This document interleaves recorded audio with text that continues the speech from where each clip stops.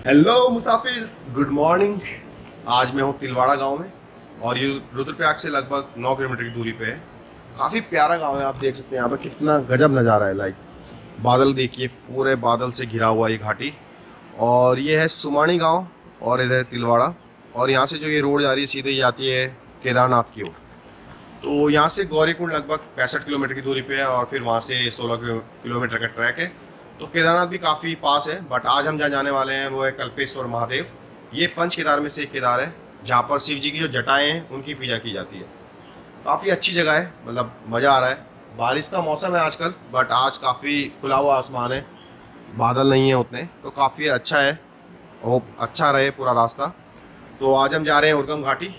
तो यही एक जो केदार है ये पूरे 12 महीने यहाँ पर खुला रहता है। बाकी सब केदार जो हैं मदमहेश्वर, तुंगनाथ, केदारनाथ, रुद्रनाथ, इन सब की 6 महीने तो उनके स्थल पे पूजा होती है। बाकी 6 महीने उनकी जो शीतकालीन निवास होता है वहाँ पूजा की जाती है। बड़ी एक ऐसा केदार है जो 12 महीने खुला रहता है, क्योंकि यहाँ पर उतनी बर्फबारी नहीं होती है।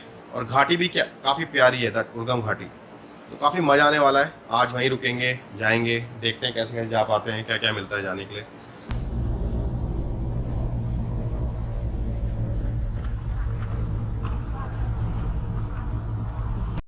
और अभी हम पहुंच गए हैं रुद्रप्रयाग। ये बस मिल गई है हमको यहाँ से, ये जा रही है सीधे जोशीमठ।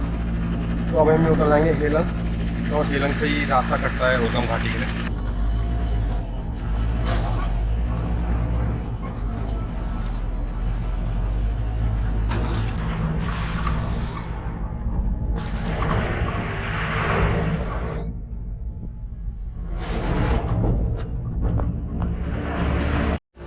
ये है उर्गम घाटी का प्रवेश द्वार। ये हेलंग है, यहाँ से जाता है रास्ता उर्गम घाटी के लिए, कल्पेश्वर महादेव।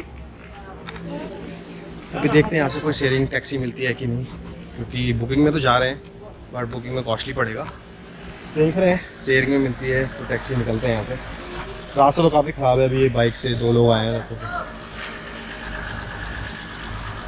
ये शेयरिंग में मिल जाएगा इधर से उर्गम के लिए? 3 लोग नहीं हो पाएगा? मिल गई है टैक्सी, निकल गए हम उर्गम घाटी के लिए हेलंग से। यहाँ से लगभग 17 किलोमीटर है। ये देखिए रास्ता काफ़ी खतरनाक रास्ता है, काफ़ी खराब भी हो रखा है, इसलिए यहाँ पर ये लोकल गाड़ियाँ ही सक्सेस है। अगर आप अपनी बाइक से आएंगे या कार से आएंगे तो काफ़ी चांसेस है फंसने के। ये दलदल टाइप का भी हो रखा है। व्यू बहुत शानदार है।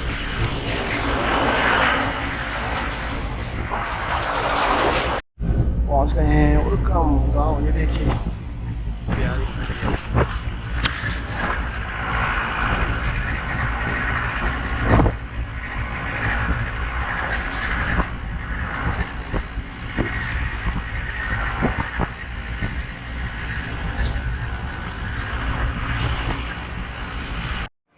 ये देखिए देवग्राम का नज़ारा। काफ़ी अच्छा गांव है, काफ़ी सिंपल गांव है। ये देखिए आज कोई नहीं है, काफ़ी कम लोग हैं एक्चुअली, क्योंकि बारिश का मौसम चल रहा है, रास्ते भी ख़राब हैं। यहाँ आए अभी हम खाना खाने, एक छोटी सी दुकान है यहाँ पर।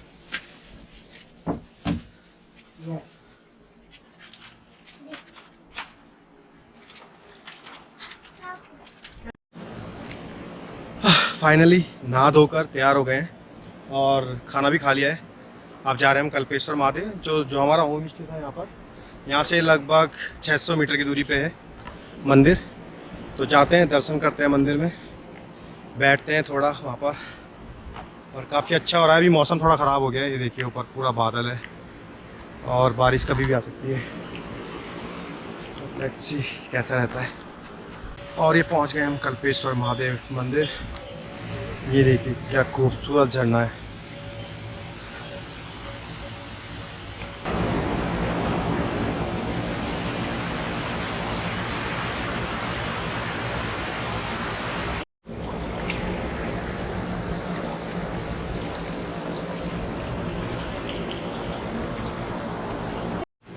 हर हर महादेव।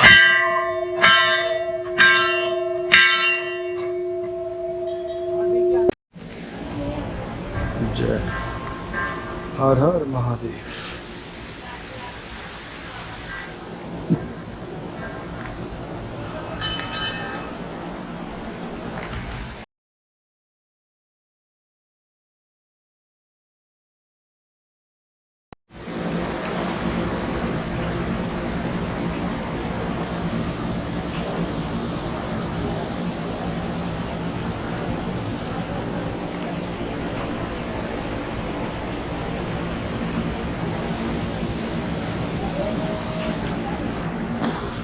ये हमारे कल्पेश्वर महादेव जी मंदिर जी के पुजारी जी हैं। आपका नाम क्या है? हरी सिंह। हरी। अच्छा, आप इधर ही गांव के रहने वाले? प्रॉपर यहाँ का आदिवासी। अच्छा, तो ये आप मंदिर के बारे में थोड़ा बता सकते हैं? हाँ हाँ, क्यों नहीं। आदरणीय यात्रीगण महोदय, आपने मुझे जो इस पंचम केदार के बारे में पूछा है, उसके लिए मैं बार बार आपका आभार प्रकट करता हूँ और अपने आप को भी सौभाग्यशाली मानता हूँ। स्कंद पुराण के 51वें अध्याय और स्थानीय पुराण केदारखंड के अनुसार मैं इन पंचम केदारों के बारे में आपके सम्मुख संक्षेप में इसका विवरण आपको सुनाता हूँ। तो देखिए बाबू, स्कंद पुराण और केदारखंड कहता है कि द्वापर युग में कृष्ण अवतार हुआ था। उस युग में कौरव और पांडव जो आपस में चचेरे भाई थे, उनका राजगद्दी के लिए गृह युद्ध हुआ, जिसको कि महाभारत के नाम से जाना जाता है। उस युद्ध में पांडवों की विजय और कौरवों की हार के सर्वनाश हो गया।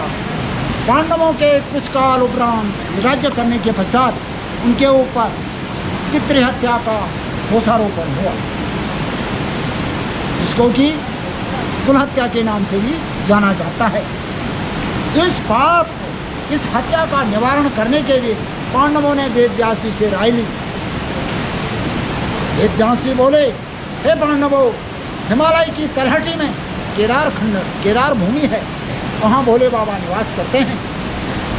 आप भोले बाबा की शरण में जाइए और वही इस पाप का जो है निवारण करेंगे। पांडव हस्तिनापुर से चले, जो आज दिल्ली के नाम से जाना जाता है, और हस्तिनापुर होते हुए गंगाद्वार, जो कि आज हरिद्वार के नाम से जाना जाता है, और हरिद्वार होते हुए और केदार भूमि पहुँचे। भोले बाबा ने देखा कि पांडव मेरी ओर आ रहे हैं। भोले बाबा पांडवों को सीधा दर्शन नहीं देना चाहते थे, क्योंकि बाबू अगले युगों में राजा महाराजाओं ने, ऋषि मुनियों ने हजारों वर्ष तपस्या की, वायु आहार, जलाहार करके, लेकिन फिर भी भगवान के दर्शन नहीं हुए। तो भोले बाबा जो है पांडवों को सीधा दर्शन नहीं देना चाहते। केदार भूमि उस समय दलदल थी और आज भी दलदल है। वहाँ भैंसों का झुंड चुगा करता था। भोले बाबा ने जब पांडव को देखा मेरी ओर आ रहे हैं, तो उन्होंने अपने आप को भैंसे का रूप धारण कर लिया, जो कि शिव पुराण के अनुसार महिष के नाम से जाना जाता है, और भैंसों के झुंड में चुगने बैठ गए। पांडव जब केदार भूमि पहुँचे, उन्होंने देखा भाई यहाँ तो भोले बाबा हैं नहीं। उनमें से राजा युधिष्ठिर, जो कि धर्मराज के नाम से जाना जाता है, वो बुद्धिजीवी पुरुष, उसने कहा, भीमसेन तुम इस तरह से खड़े हो जाओ जैसे ये वाला खड़ा हो रखा है, और हम इन भैंसों को हाँकते हैं। अगर उनमें शिव होंगे तो तुम्हारी टांग के नीचे नहीं आएंगे, अगर नहीं होंगे तो आ जाएंगे। तो जो ही पांडवों ने भीमसेन की ओर भैंसों को हाँकना शुरू किया, तो सारी भैंसें तो भीमसेन के नीचे निकल गई, लेकिन भैंसा रूपी शिव वहाँ पर रुक गया और उस दलदल भूमि में समा गए। तो क्या होता है, भीमसेन ने तुरंत बहुत जबरदस्त से पूंछ खींच ली। पूंछ खींचने के पश्चात पृष्ठभाग जो है केदारनाथ में ऊपर रह गया, और तुरंत आकाशवाणी हो गई कि हे पांडवों, तुम्हारे स्पर्श करने से मेरे 5 भाग हो चुके हैं। प्रथम भाग केदारनाथ, पृष्ठभाग की नाम से पूजा होती है। द्वितीय भाग मत्महेश्वर, तृतीय भाग की पूजा। तृतीय भाग तुंगनाथ राजू के नाम से पूजा होती है। चतुर्थ भाग रुद्रनाथ देश की पूजा, और पंचम भाग कल्पनाथ, यहाँ पर जटा के नाम से बाबू पूजा होती है। कहते हैं कि सिर की जटा में गंगा विराजमान है, और कहते क्या पुराण बोलता है। अब आप बोल देंगे जटा रूपी पिंड केवल पूजा मात्र है, जटा रूपी शिला ये है। ठीक, इसका अगर भले आजकल बरसात का मौसम है, झाड़ियाँ हो गई है, लेकिन जैसे बाबा लोग उनकी चटाई ऊपर से चौड़ी और अंदर को संकरी होती है, वैसे इस जटारों की शिला का हुआ। इसमें कहते हैं जैसे कि बलन आदमी के बदन से पसीना निकलता है बूंद बूंद करके, वैसे जो है इस जटार रूपी शिला से उस कुंड में कुंड वहाँ पे, हाँ नदी, हाँ जी, ये बगल पर बह रही है, तो इसको सोनावती के नाम से जाना जाता है। आगे सोना शिखर नाम से कोई पर्वत है, वहाँ जो है इसका उद्गम, पर्वत का नाम क्या है? सोना शिखर। सोना शिखर इसका उद्गम स्थान वहाँ है। और यहाँ पर तो हिरणावती, क्योंकि हिरणा को भी सोना कहते हैं, मैं गलत तो नहीं बोल? नहीं ठीक। और यहाँ से जो ही भगवान कल्पेश्वर के चरणों को पार करके ये कल्पगंगा मानी गई है। और हेलम उसको पहले जमाने में त्रिवेणी कहते थे। अच्छा, उधर संगम होता है? उधर संगम होता है? वहाँ पर संगम 3 गंगाएं इकट्ठा होती। अच्छा, कौन कौन सी? बद्रीनाथ से आई अलकनंदा, कल्पनाथ से गई कल्पगंगा, और आगे कुंवारी नाम का शिखर है, वहाँ से जो है कर्मनाशा नाम की गंगा और त्रिवेणी में इकट्ठा होती है। उसको हमारे पूर्वज जो है उसको त्रिवेणी कहा करते थे, लेकिन आज उसका नाम है हेलंग हो गया, जहाँ से आप वल्लीवार आए थे। इसके बगल में दाहिनी तरफ बंसी नारायण और बाईं तरफ झूला नारायण नाम के नारायण की जो मंदिर हैं, जहाँ पर आप झूला नारायण में परसों ये गांव वाले 2 महीने का पट खुला रहता है और काफ़ी यात्री वहाँ पर श्रद्धालु जाते हैं, उनके लिए वहाँ पर 1 रात 1 दिन की खाने पीने की व्यवस्था पूरी रहती है। और आगे भी बंसी नारायण के नाम से जाना जाता है, वो हमारे पल्ली तरफ का गाँव, वो गाँव वाले वहाँ जाते हैं। तो बाबू अब यहाँ पर से पंच केदार की यात्रा पूरी और ध्यान बद्री की पंच बद्री की यात्रा शुरू होती है। और मैं अपने शब्दों को विराम नहीं देता हूँ और भगवान से ये धन्यवाद करता हूँ कि आपकी यात्रा सफल मंगलमयी बनाई रखे। धन्यवाद आपका, बहुत बहुत धन्यवाद। तो आप जो मेरे पीछे देख रहे हैं ये गर्भ गुफा, अभी आरती की तैयारी हो रही है। 6:30 तो बज गए हैं, 6:45 ही बज गए हैं। तो अभी आरती होगी। यही मुख्य द्वार है, यहीं पर अंदर विराजमान है कल्पेश्वर महादेव। तो बस आरती का इंतज़ार कर रहे हैं।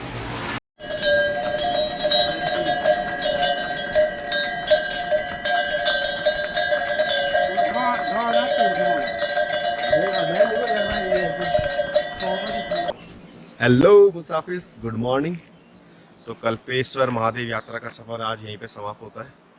काफ़ी अच्छी वैली लगी, ये देखिए कितना प्यारा मनमोहक व्यू है यहाँ से, काफ़ी अच्छा लगा। काफ़ी अच्छे लोग हैं, खाना भी काफ़ी अच्छा है। तो आप लोग भी कभी भी आ सकते हैं यहाँ पर, कोई दिक्कत नहीं है। काफ़ी शांत वातावरण है, कोई ज़्यादा भीड़ नहीं, कुछ नहीं। तो कभी भी आइए, ये भी पंच केदार में से केदार है, आप कभी भी आ सकते हैं दर्शन करने। काफ़ी अच्छा मंदिर है ऊपर। तो तब तक के लिए आपसे आगे लेते हैं, धन्यवाद।